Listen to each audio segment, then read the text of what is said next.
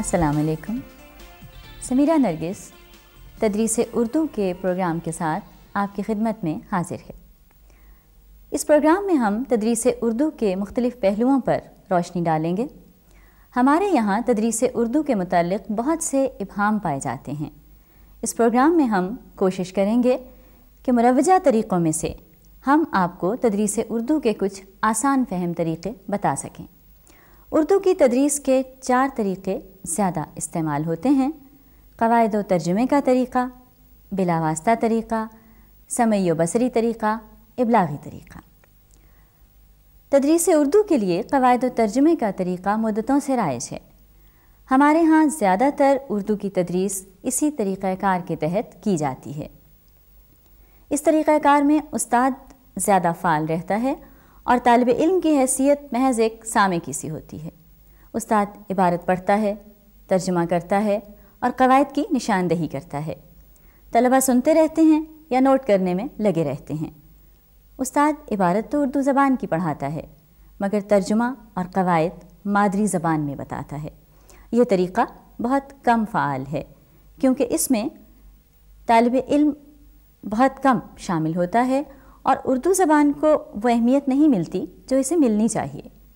بچہ اپنی زبان سن کر بولنا سیکھتا ہے، اس لیے قواعد و ترجمے کے طریقے کو غیر فطری طریقہ سمجھا جاتا ہے. آئیے کمرہ جماعت میں قواعد و ترجمے کے طریقے کا عملی مظاہرہ دیکھتے ہیں. آج ہم نے اردو کا جس سبق کا مطالعہ کرنا ہے وہ آپ کی اردو کی کتاب کے صفحہ نمبر 126 پر منشیات کی روک تھام ہے. میں اس کا مطالعہ کرتی ہوں اور آپ غور سے اس کو سنیں. آج کا دور ترقی کا دور ہے. سائنسی تحقیقات کے نتیجے میں نت نئی سہولتیں مہیا ہو رہی ہیں جو انسانوں کی بے شمار ضرورتوں کو پورا کرنے اور بہت سے مسائل حل کرنے میں معمد و معاون ہیں. لیکن بدقسمتی سے معاشرتی ترقی کے اسباب کے ساتھ ساتھ کچھ ایسے مسائل بھی رونما ہو رہے ہیں کہ جو معاشرے کی تباہی اور اگلی نسل کی بربادی کا باعث بن سکتے ہیں. نشہ آور بہت سی اشیاء میں سے آج کل جو نشہ آور چیز پریشانی کا باعث بنی ہوئی ہے وہ ہیروئن ہے. چند برس پہلے کوئی بھی اس نام سے واقف نہ تھا لیکن آزاد معاشروں کے بعض آوارہ مزاج افراد نے اس زہر کو ان ملکوں میں بھی متعارف کرا دیا جو دینی لحاظ سے بھی نشہ آور اشیاء کو حرام سمجھتے ہیں. اب یہاں تک ہم نے سبق پڑھ لیا ہے. اس میں کچھ مشکل الفاظ ہیں، آپ ان کے معنی لکھ لیں تاکہ آپ کو اس کو سمجھنے میں مشکل پیش نہ آئے. آپ سب اپنی اپنی نوٹ بکس نکالیں اور اس کے معنی نوٹ کریں.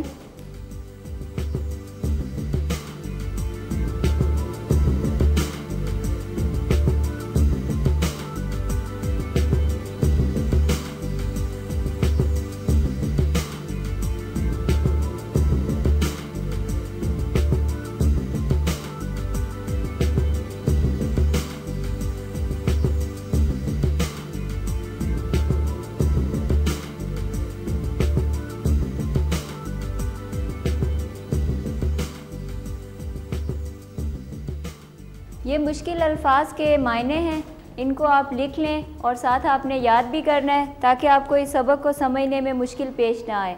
اب اس سبق کا خلاصہ آپ سن لیں کہ اس سبق کا مقصد کیا ہے. جیسا کہ اس کے نام سے آپ کو ظاہر ہو رہا ہے، منشیات کی روک تھام. جیسا کہ آپ نے اس سبق میں ابھی سنا ہے کہ منشیات کا سب سے پہلا جو حملہ ہے وہ انسان کے دماغ پر ہوتا ہے. بلا واسطہ طریقہ تدریس. اس میں ادبی اسلوب کے جملوں اور عبارت کی بجائے عام بول چال کی مختلف صورتوں کو سادہ زبان کی صورت میں پیش کیا جاتا ہے. جماعت میں اسی زبان کی زیادہ سے زیادہ مشق کروائی جاتی ہے اور طالب علم اس مشق میں پوری طرح شریک ہوتا ہے. استاد ان کی رہنمائی کرتا ہے مگر انہیں زیادہ بولنے کا موقع دیتا ہے، اس لیے طالب علم زبان کو آسانی سے سیکھ لیتا ہے. دوسرا، اس میں زیادہ سے زیادہ بولنے کی مشق کروائی جاتی ہے، اس سے لب و لہجہ بھی درست ہو جاتا ہے. جہاں یہ طریقہ بہت کارآمد ہے وہاں اس طریقے کے بہت سے مسائل بھی ہیں. مثلاً اس طریقے پر ہر استاد عمل نہیں کر سکتا. اس طریقے کے مطابق زبان سکھانے کے لیے خصوصی تربیت کی ضرورت ہوتی ہے اور اس طریقے میں ہر لفظ کا معنی صحیح طرح سے سمجھایا نہیں جاتا. اس مشکل کو حل کرنے کے لیے بعض اساتذہ ترجمے کا سہارا لیتے ہیں، مگر بعض اساتذہ ترجمے کو اس طریقے کے اصول کی خلاف ورزی سمجھتے ہوئے ترجمے کا سہارا نہیں لیتے ہیں۔ اب ہم کمرہ جماعت میں اس طریقے کا عملی مظاہرہ دیکھیں گے۔ اب بھاڑ کا آپ لوگوں نے مطلب سیکھ لیا، تنور یا بھٹی کو کہتے ہیں۔ کوئی اپنے جملے میں استعمال کرے گا اس لفظ کو؟ آپ بتائیں رابعہ۔ اکثر آپ غصے میں دوسروں کو کہتے ہیں نا بھاڑ میں جاؤ، میری طرف سے بھاڑ میں جاؤ، یعنی جل میں رہو، تو یہ وہی والا بھاڑ ہے، تنور یا بھٹی وہی بھاڑ ہے، یہ بیٹھ جائیں آپ۔ اس کے علاوہ دیکھیں ایک ہمارے پاس لفظ ہے خشکتا۔ خشکتا کا مطلب ہے خوبصورتی سے ترشے ہوئے، تو اس سے کیا مطلب لیتے ہیں آپ لوگ؟ اس کا کوئی متضاد لفظ آپ کے دماغ میں ہے؟ متضاد بتائیں گے آپ اس کا؟ آپ بتائیں خشکتا کا متضاد کیا ہوتا ہے؟ بدقطع۔ بدقطع، جیسے خوشنما کا بدنما ہوتا ہے۔ خشکتا سے مراد خوبصورتی سے ترشا ہوا، سٹ ڈاؤن، اور بدقطع سے مراد برے طریقے سے، یعنی کہ جس کی کوئی شکل جو ہے وہ کوئی ترتیب، کوئی تناسب نہ ہو اس میں، جس کی شکل اچھی نہ ہو۔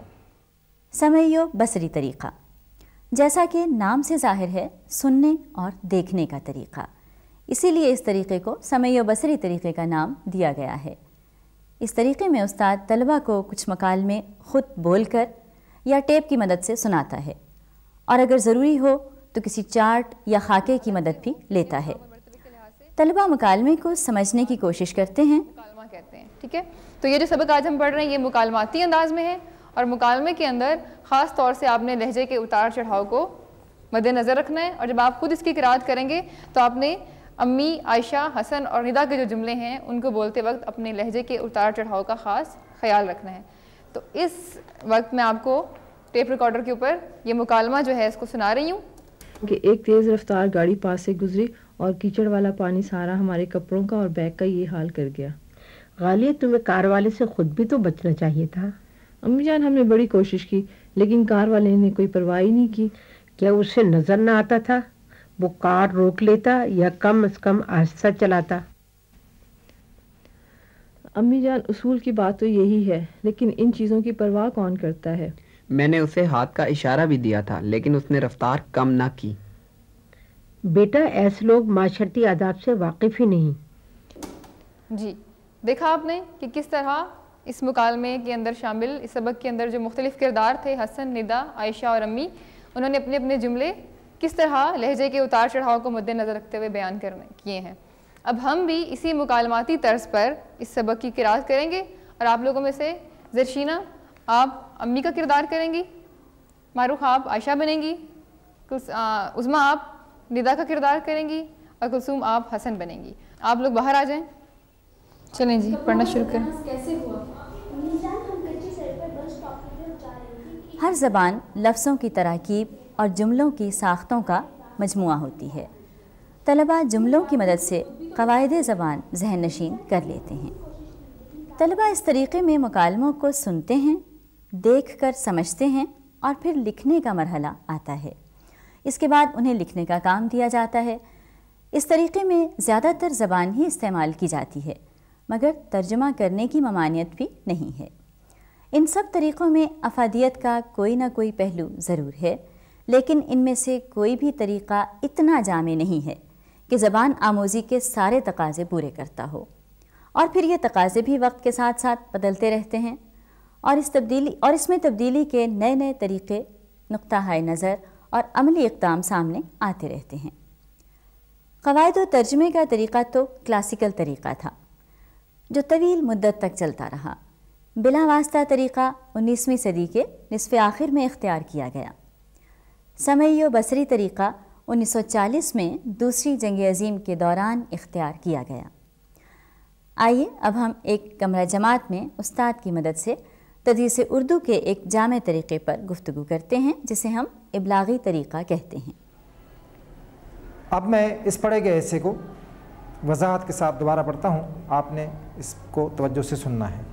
مصنف آغاز کرتے ہوئے کہتے ہیں کہ آغا میرے بے تکلف دوست ہیں، یعنی ایک دوست کا ذکر کر رہے ہیں کہ جن کو آغا کے نام سے پکارا جاتا ہے، وہ ان کے بہت بے تکلف دوست ہیں، اصول کے بندے ہیں، بلکہ اپنی اصول پرستی کے لیے بدنامی کی حد تک مشہور ہیں کہ وہ انتہائی اصول پسند ہیں، اپنے اصولوں کے لیے بہت مشہور ہے، بلکہ خطرناک حد تک مشہور ہے۔ یہاں پہ لفظ بدنامی مصنف نے ان کی اصول پرستی کی شدت کے لیے استعمال کیا ہے۔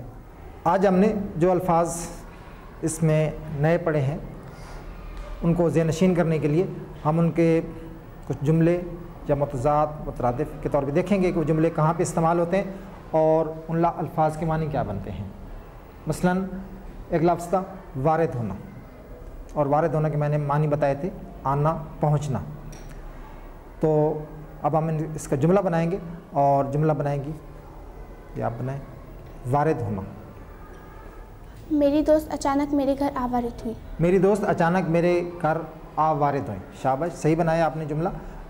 آوارد ہونا، پہنچنا۔ بیٹھ جائیں، شاباش۔ اس کے بعد لفظ تھا پیچ۔ بیٹا آپ جملہ بنائیں اس کا، پیچ کا۔ میرے دوست کی باتوں سے لگ رہا تھا ان میں ضرور کوئی پیچ ہے۔ اس کے بعد لفظ ہے سفارش۔ سفارش کا جملہ آپ بنائیں۔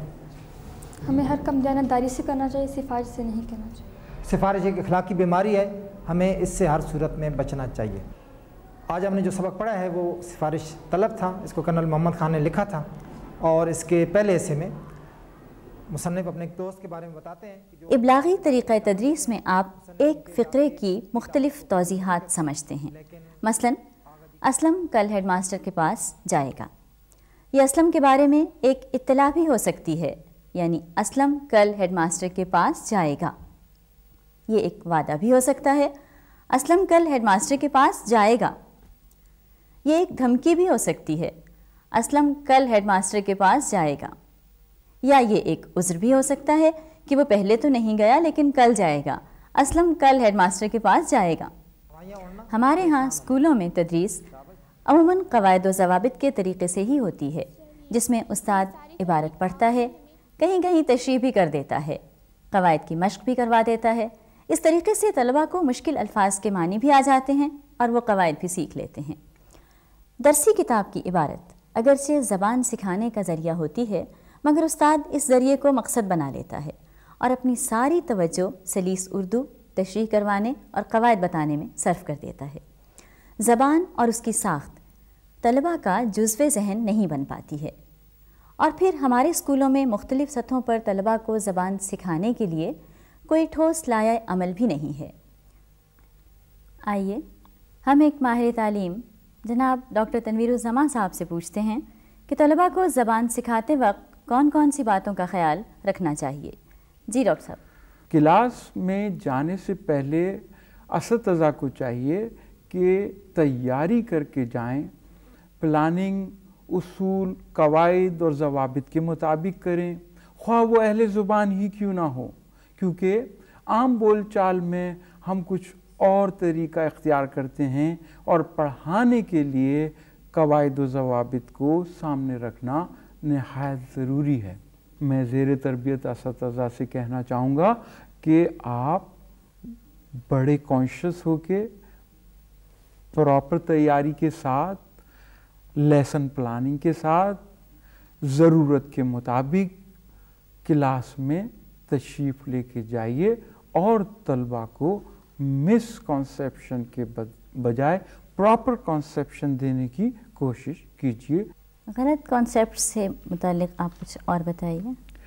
غلط کانسیپٹ ایسی بات جس سے جو بات کی حقیقت ہے اس کے قریب تر تو طلباء میں منتقل ہو جاتی ہے، لیکن جو ایکچول بات ہے اس سے وہ تھوڑا سا ڈیویٹ کر جاتے ہیں۔ مثلا یہ ایک بات غلط العام ہے کہ میری بے عزتی خراب ہو گئی۔ اب اگر آپ غور فرمائیے تو آپ کو پتہ چلے گا کہ بے عزتی خراب کا مطلب تو یہ ہے کہ آپ کی عزت ہو گئی۔ ذرا غور کریں تو، لیکن جب ان کو پڑھے لکھے لوگ، سمجھدار ٹیچر بھی اس طرح کی بات کر دیں گے تو طلباء میں بھی وہ مس کانسیپشن جو ہے سرایت کرنا شروع ہو جاتا ہے، اور خواہ اس کی انڈرسٹینڈنگ کچھ بھی ہو۔ جناب ڈاکٹر صاحب نے ہمیں تدریس اردو کے متعلق اہم باتیں بتائیں۔ اب تک ہم نے صرف زبان آموزی، بنیادی طریقے اور ان کی افادیت کے متعلق جانا۔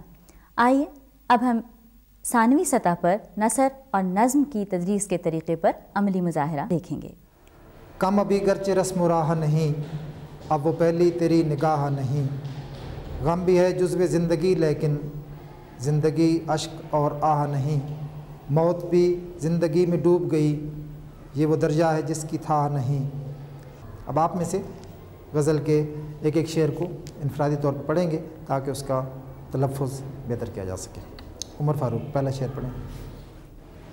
کم ابھی گرچہ رسم و راہ نہیں اب وہ پہلی تیری نگاہ نہیں. غم بھی ہے جزو زندگی لیکن زندگی اشک و آہ نہیں. موت بھی زندگی میں ڈوب گئی یہ وہ دریا ہے جس کی تھا نہیں. ہے یہ دنیا عمل کی جولاں گاہ میں قدا اور خان کہا نہیں. مرتبہ دیکھا کہ آدم کا یہ مقامات محروما نہیں. اس کا پہلا شعر ہے جسے ہم مطلع کہتے ہیں. مطلع میں دونوں مصرے ہم قافیہ ہوتے ہیں. فراق کی اس غزل کا مطلع ہے کم ابھی گرچہ رسم و راہ نہیں اب وہ پہلی تیری نگاہ نہیں. جہاں پہ شاعر اپنے دوست سے مخاطب ہے اور اسے کہہ رہا ہے کہ اے دوست اگرچہ تمہارے اور میرے تعلقات اب بھی ویسے ہی ہیں ان میں کوئی کمی نہیں آئی لیکن مجھے تیری طرف سے ایک شکایت ہے کہ تیری نگاہوں میں تیرے رویے میں اب وہ پہلے سی وفاداری پہلے کسی محبت باقی نہیں رہی ہے. اس کی کیا وجہ ہے؟ تو یہاں پہ شاعر ایک قسم کا شکوہ کر رہا ہے. جیسے کسی اور شاعر نے کہا ہے کہ تم نے بھی دوسروں کی طرح نظریں پھیر لیں دنیا تو بے وفا تھی تم کو کیا ہوا. تو یہاں پہ شاعر دوست سے اس کی بے توجہی کا ذکر کر رہا ہے کہ اب وہ پہلے کسی محبت کا رویہ مجھے نظر نہیں آ رہا. اب ہم دیکھتے ہیں کہ آپ نے اس سبق کو کس حد تک سمجھا ہے کس حد تک ذہن نشین کیا ہے. کچھ الفاظ کو ہم جملوں میں مترادف کے طور پہ متضاد کے طور پہ دیکھیں گے. مثلا پہلا لفظ ہے اشک. اشک کا مترادف کیا ہوگا؟ راحیل. سر اشک کا مترادف ہے آنسو. اشک کا مترادف ہے آنسو. درجہ اس کو جملوں میں استعمال کیجیے. عاطف. ہمارے ملک کے صوبہ پنجاب میں 5 دریا بہتے ہیں. ہمارے صوبہ پنجاب میں 5 دریا بہتے ہیں. شاباش صحیح ہے. تدریس نثر میں تمہید، اعلان سبق، استخسار اور اعادہ کا خیال رکھنا بہت ضروری ہے. تمہید سے مراد وہ ابتدائی تعارف یا وہ کلمات ہیں جن کی مدد سے آپ طلباء کو متعلقہ تدریس کے لیے تیار کرتے ہیں. اس کے لیے ضروری ہے کہ تمہید دلچسپ اور دلاویز ہو. اس سلسلے میں طلباء کی سابقہ واقفیت کا حوالہ بھی دیا جا سکتا ہے اور کچھ مستند باتیں بھی کر سکتے ہیں. تمہید اس قدر دلچسپ ہونی چاہیے کہ طلباء مزید معلومات حاصل کرنے کے لیے بے چین ہو جائیں. اس کے بعد طلباء کی توجہ سبق کے اہم نکات کی طرف دلائی جانی چاہیے تاکہ طلباء پر سبق کی اہمیت واضح ہو سکے. اس کے علاوہ سبق کا خلاصہ بتایا جائے اور نفس مضمون کی اہمیت پر مختصر روشنی ڈالی جائے. اس کے بعد معلم کو چاہیے کہ وہ خوشخوانی کو ملحوظ رکھتے ہوئے عبارت سبق کی قرأت کا نمونہ پیش کرے تاکہ طلباء اردو نثر کو صحیح قرأت کے ساتھ پڑھنے کے قابل ہو سکیں. اس کا لب و لہجہ، رفتار قرأت، آواز اور تلفظ سب درست ہونے چاہئیں. کل ہم سبق پڑھ رہے تھے کلیم اور مرزا ظاہر دار بیگ. اس میں ہم نے پڑھا تھا کہ اردو کا پہلا ناول نگار کون ہے. کون بتائے گا کہ اردو کا پہلا ناول نگار کون ہے؟ آپ بتائیں صدر. ڈپٹی نذیر احمد. ڈپٹی نذیر احمد. شاباش، بیٹھ جائیں. ڈپٹی نذیر احمد کے پہلے ناول کا کیا نام تھا؟ جی آپ بتائیں. میرات العروس. میرات العروس. پہلا ناول جو ڈپٹی نذیر احمد نے لکھا اس کا نام تھا میرات العروس. ایک اور بات جو ہم نے نوٹ کی تھی کہ ڈپٹی نذیر احمد کے جو کردار ہوتے ہیں ان کے ناولوں کی، ان کے ناموں کے بارے میں تھی. وہ کیا تھا کہ ان کے کرداروں کے نام کیسے ہوتے ہیں؟ سنبل آپ بتائیں. ان کے کرداروں کے نام ان کی شخصیت کے عکاس ہوتے ہیں. شاباش، sit down. Deputy Nazir Ahmad کے ناولوں میں جو کردار ہوتے ہیں ان کرداروں کے نام ان کی شخصیت کے عکاس ہوتے ہیں. مثلا رابعہ. سادہ کی کہانی میں اس کی مصیبت کے بارے میں، اور سادہ کا مطلب ہے سچ بولنے والا. شاباش. تو یہ جو سبق ہم بیٹھ جائیں، یہ جو سبق ہم پڑھ رہے ہیں کلیم اور مرزا ظاہر دار بیگ، کیا اس میں بھی ایسے کوئی کردار ہیں جن کے نام ان کی شخصیت کے عکاس ہیں؟ بتائیں آپ کون سے ہیں؟ कलीम और ज़ायरदार बेग। कलीम यानी कलाम लिखने वाला और ज़ायरदार बेग यानी कि ज़ाहिरी और बातिन, यानी कि अंदर से कुछ और बाहर से कुछ। शाबाश, बैठ जाएं। उसी सबक को हमने आज आगे पढ़ना है। सफ़ा नंबर 55 है, आप लोग निकालें। सफ़ा नंबर 55 पे जो पैराग्राफ है किरात करूँगी उसकी, इसके बाद आप इसकी किरात करेंगे। तो गौर से सुने। मिर्ज़ा, यार हो तुम बड़े खुशकिस्मत कि इस वक्त भाड़ मिल गया। ज़रा वल्लाह हाथ तो लगाओ, देखो कैसे भुलस रहे हैं। और सूंधी सूंधी खुशबू भी अजब भी दिल फरेब है कि बस बयान नहीं हो सकता। ताज्जुब है कि लोगों ने खस और मिट्टी का इत्र निकाला मगर भुने हुए चनों की तरफ किसी का जहन मुंतकिल नहीं हुआ। अब आप लोगों ने इसी पैराग्राफ की उसी तरीके से किरात करनी है जैसे कि आपने मुझे सुना। आप पढ़ें। दानों की रंगत देखिए, कोई बसंती है कोई पिस्तेई, गर्ज दोनों रंग खुशनुमा। यूं तो सदा किस्म के गल्ले और फल ज़मीन से उगते हैं, लेकिन चने की लज्जत को कोई नहीं पहुंचता। बैठ जाएं। ये जो आपने भी पढ़ा, इसमें कुछ ऐसे अल्फाज थे, मैंने आपसे कहा भी था कि इसको आपने तलफ़्फ़ुज़ पे ख़ास तौर से ध्यान देना है। कुछ ऐसे लफ्ज़ जो आप लोगों ने जिनका तलफ़्फ़ुज़ ठीक नहीं किया, वो देखें। लफ्ज़ मट्टी नहीं होता, मिट्टी होता है। मीम के नीचे ज़ेर होती है, ठीक है। मट्टी नहीं, क्या इसको पढ़ते हैं? मिट्टी पढ़ते हैं। उसके अलावा इतर नहीं होता, इतर होता है। तोय के ऊपर ज़बर नहीं है बल्कि जज़म है। इत्र बोलें आप, इत्र। इसके अलावा एक लफ्ज़ जो आप गलत पढ़ रहे थे, सिडोल। सिडोल नहीं, सिडोल। डाल के ऊपर भी ज़बर है। सिडोल लफ्ज़ है असल में। सिडोल इसको नहीं पढ़ना, सिडोल लफ्ज़ गलत है, असल लफ्ज़ है सिडोल।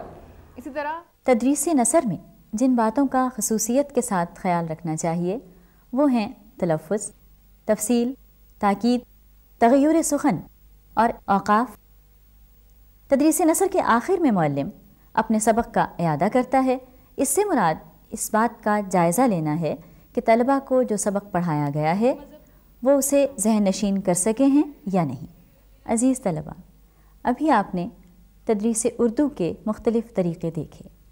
हम उम्मीद करते हैं कि ये तरीक़े आपके लिए मुफीद साबित होंगे। इसके साथ ही हम आपसे इजाज़त चाहते हैं। अल्लाह।